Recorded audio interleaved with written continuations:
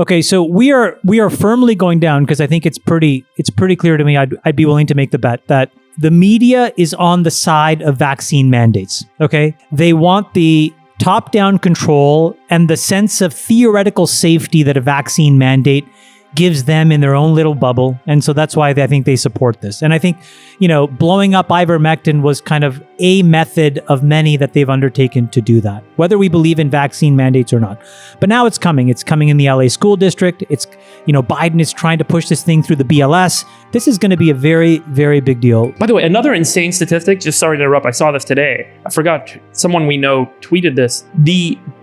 Who wants to guess the ratio of administrators to doctors in the US healthcare system? 300 to 1. Yeah, I saw it 300 to 1. Yeah. 900 to 1 today. Oh my God. And that is up from 5 to 1 in 1970. By the way, think about it. Can I just build on what you said? 900 to 1. Your initial tweet said 300 to 1, and it ended in 2010, right before Obamacare passed. So from 300 to 900 was all Obamacare. Yeah, regulatory catch-up. Zach is shaking his head. Which, by the way, nothing against Obamacare, because I think, coming as a Canadian, I actually believe in subsidized healthcare, and I think the principle of Obamacare was great, but there was one fatal flaw, which is it basically said, okay, you know what? You're capped at the following margin. And the minute that people said, wait a minute, I can only have a 20% gross margin, what do? You just jack up the prices to basically jack up revenue. Because if you can only take 20%, you're going to take 20% of a bigger number than a smaller number. And so it completely burned the incentives for any healthcare company in the United States to do anything other than just basically walk prices up. And it's funny because if you look at the stock prices of these companies, you would have made more money being long United Healthcare than you would have been owning Facebook, Google, any of these other tech companies in the last decade. Crazy stat. When Afghanistan happened, we spent $2 trillion, 2,500 American casualties, 40,000 wounded. And what have we gotten out of it? The Chinese are about to take up residence in Bagram, in our splendid Air Force base. And the Taliban are one of the best equipped armies in the world. That's basically what our $2 trillion got us. And China's going to build a superhighway. Right. By the way, sorry, they're going to extract all did you see the thing where the Taliban were flying around in our helicopters? How did they learn to fly our helicopters? No, it was fake apparently. Yeah, it was fake news. Fake news. Oh, Fake God. news. Don't spread it. They do have more I had Black fake Hawks moral now. outrage then. Apparently the helicopters that were left behind are non-functional, so let's just clear that up. That's not true. Yeah. They have more Black Hawks than any other army in the world except for us. Haven't you seen all the photos of them? They're all decked out in our Taliban? uniforms. It's incredible. Really? Yeah. Oh, yeah. They got our night vision goggles and the whole photos thing. on the internet. No. There was reporting itemizing the inventory, the cache of weapons we left behind. It was gigantic. All right, let's It's a get to the question huge now. problem. The good news, bad news. Okay, so that's the bad news. That's what $2 trillion of government spending got us. The good news is I went back and I looked at how much money has been invested in the venture capital space over that same 20-year period that we were in Afghanistan. Yeah. And it roughly tallied up to about $2 trillion. I didn't know that, actually. I added up the Coincidence. chart. And most of it was in the last 5 years because there's actually been a huge acceleration in the amount of money coming into VC over the last several years. The SoftBanks, the Tigers, and so you've had these Late stage funds. the mega late stage funds. So the truth is, for really way less than I'd say $1 trillion of early stage, like true venture money, we've been able to create the entire technology ecosystem as we see it today. I mean, not entire. I guess go back 20 years. There's 5 years in the late 90s. So the private enterprise system has accomplished so much with relatively so little money. You compare the efficiency of it, you almost wonder, how did we squander so much money in Afghanistan? How is it possible? It took active looting by many different forces to basically squander. I mean, think about every literally had to burn money. Every venture-backed company Google, at every Facebook, stage Tesla, in the last 20 years. Uber, Airbnb. That's how much money we spent in Afghanistan. I mean, how much of that money went to line the pockets of private contractors and, warlords we were paying off? I mean, it was a giant kleptocracy, okay? The CCP is now moving to break up Alipay's business. This is after Jack Ma went on a holiday to learn how to oil paint. Thoughts, Chamath? Well, I think this is sort of like one other step in what we've been talking about for a while, which is that China is basically becoming a completely vertically integrated government where the public and private sector has no real clear delineation. And I think that actually has a lot of implications to us because they export an enormous amount of technology and building blocks to us, and we have no recourse if those guys either change their mind. And this is sort of what pulls us into this next very complicated phase of geopolitics. Because, for example, if they decide to cut us off, they will invade Taiwan. I've said this before, but I think that they will. And we will have no choice except to deploy troops into Taiwan. Because in the absence of the silicon that we need from TSMC and a couple of other manufacturers there, we have zero capability here. This is why you see Intel. For any second, when you guys hear an Intel press release that says they're investing $90 billion, do you not think, where does Intel come up with $90 billion? Right? This is a pull through from US government because it allows us to start to rebuild an enormous amount of critical infrastructure that we've left to other people. So, China is systematically decomposing and basically destabilizing all the China internet companies. They're going to control and inbound all of the critical resources. And we're going to have these really hard conversations unless this is, again, why I go back to, I don't believe what you said. Entrepreneurs are not enough of the solution. We need the government to step in with intelligence, not with anything other than that. They don't need laws necessarily. They just need to understand the problem. And then or get out of the way in some cases.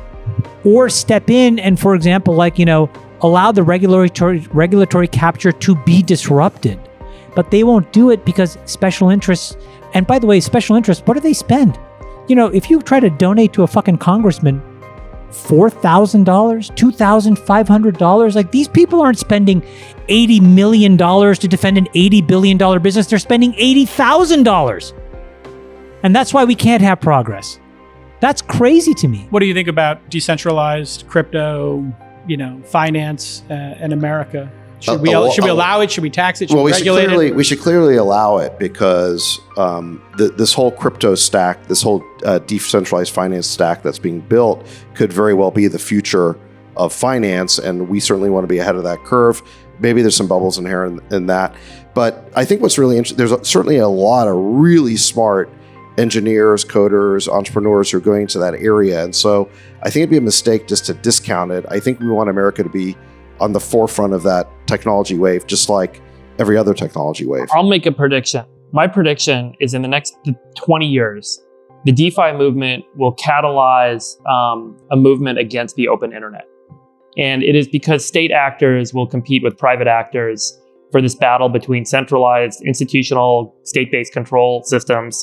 Like, I want to have a know your customer if you want to buy crypto in the US, versus all of these offshore places where I can go and sign up, get a bunch of money and trade forever and never pay the IRS a cent and live my life in the ether.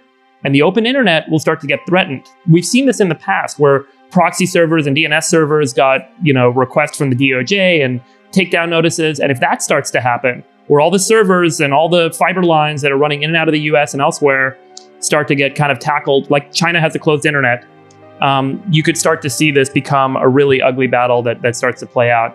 And I think we're not too far. I don't know if you guys agree, but I think the open internet is kind of going to be the great battleground to resolve this. Well, and the original battle was over information, and now it's over money and the dollar. Well, I think there's a really interesting point there, which is, I remember the late 90s, early 2000s, where the big technology investing wave was all about connecting people and goods into seamless global networks. And that's where all the investment went. Today, and behind that was sort of this utopian idea that the internet was going to break down barriers and tribalism and remove geographic borders and create a single connected world. Well, what exactly is the bet on crypto today? It's a bet that fiat currencies are going to collapse and deteriorate, be undermined by money printing. The US dollar will stop being the world's reserve currency, most likely. That individuals need to be protected against the rise of the authoritarian state. These are the big themes of crypto. And if you think of major technology investing waves as essentially a prediction market on what smart people think the future is going to look like, it's pretty scary that we're going from a utopian technology investing wave to a very dystopian technology investing wave. It destroys capitalism. If you think about what capitalism is, it's not just a return on investment, but it's the tonnage of dollars, right? So anyone who's a big investor here, I'll pick out Jan because he's done an incredible job. you're putting more and more dollars in for more and more dollars out. That's the pressure, Brad. These guys are under enormous pressure to get tonnage of dollars through the system in a productive way. And so, these guys are at the forefront. But when you look at, most of the projects on Solana, they're seeded with a few $1 million. And these are 60, $80 billion market cap projects. And so I don't know how capitalism survives in that world, number one. Number two, governance goes completely out the window because you're essentially replacing a set of norms that we've all agreed to about what a company is. It's an LLC or it's a C Corp that is incorporated with laws. There is recourse for you. You can go to these places and sue them. Now it's a DAO. It's a bunch of rules written in a blockchain. Here's how it all works. Here's how I make my HR decisions.